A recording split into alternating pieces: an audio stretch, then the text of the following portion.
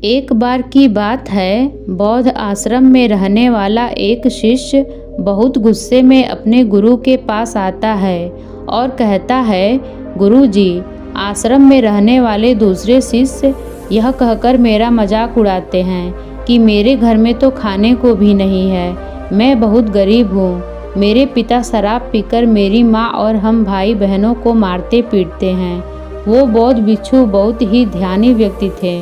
उन्होंने उस शिष्य की बात पूरे ध्यान से सुनी और उसने पूछा, तुम्हारे सहपाठियों को यह बात कैसे पता चली कि तुम बहुत ही गरीब हो और तुम्हारे पिता मदिरा पान करते हैं? शिष्य ने कहा, असल में गुरुजी, अपने मित्रों से सहानुभूति मिलने की उम्मीद में मैंने खुद ही ये बात उन्हें बताई थी।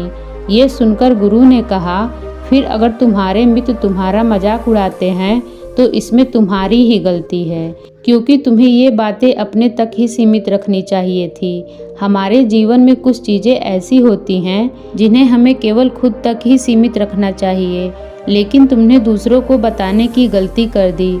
शिष्य ने कहा, गुरुजी, तो फिर अब मैं क्या करूं? बौद्ध भिक्षु ने कहा, अब जो हो गया उसे बदला नहीं जा सकता, लेकिन आज मैं तुम्हें 7 ऐसी बातें बताऊंगा जिसके बारे में तुम्हें किसी को नहीं बताना चाहिए, फिर चाहे वो तुम्हारे मित्र हो या फिर सगे संबंधी।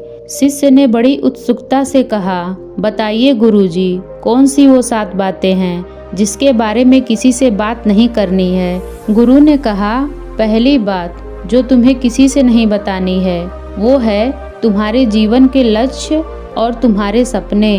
हम अक्सर लोगों की नज़रों में बड़ा बनने और ये दिखाने के लिए कि हम कितने दूर की सोच रखते हैं, हम अपने लक्ष्य और जीवन के सपने लोगों के सामने रख देते हैं।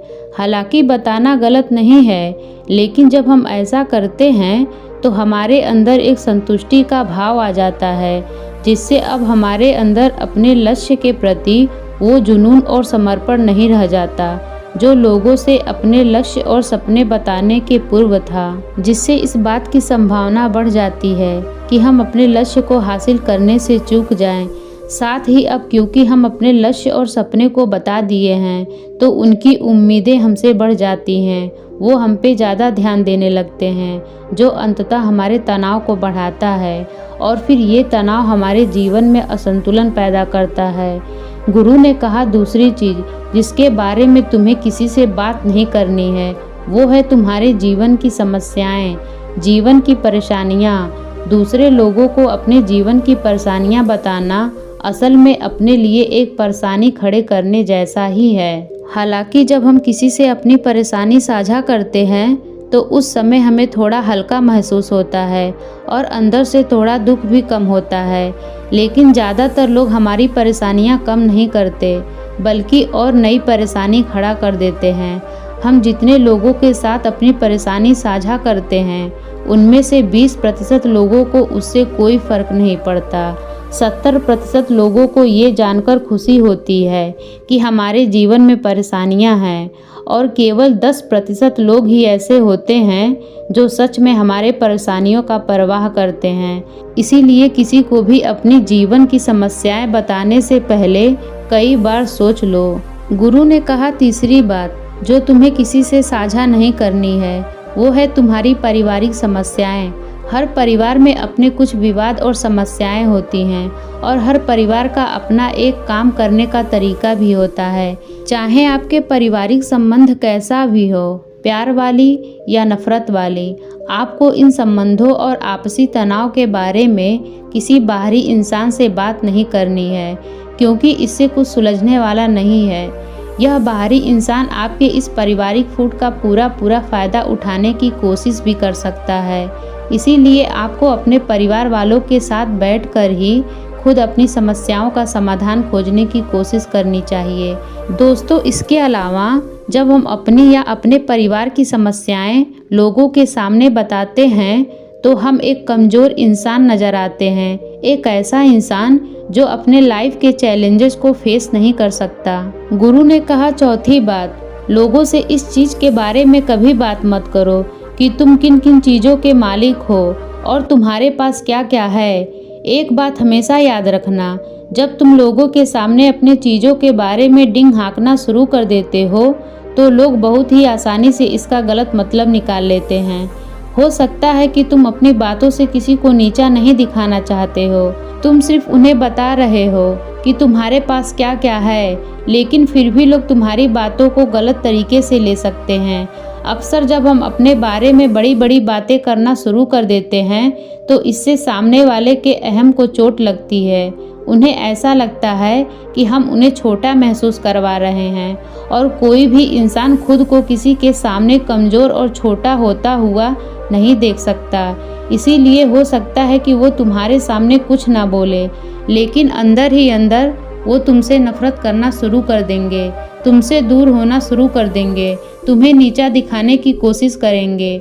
और अगर तुम्हारे ऊपर कोई मुसीबत आ गई तो मदद करने के बजाय तुम्हें ताने भी मारेंगे कि तुम्हारे पास तो सब कुछ था, अब संभालो। इसीलिए लोगों के सामने बड़ी बड़ी डींगे मारने से बचें। लोगों के सामने अपने चीज़ों का दिखावा इसलिए भी नहीं करनी चाहिए क्योंकि हो सकता है कि तुम्हारे पास बहुत कुछ हो, लेकिन ऐसे बहुत से लोग हैं जो उन चीज़ों के लिए तरसते हैं जो तुम्हारे पास है।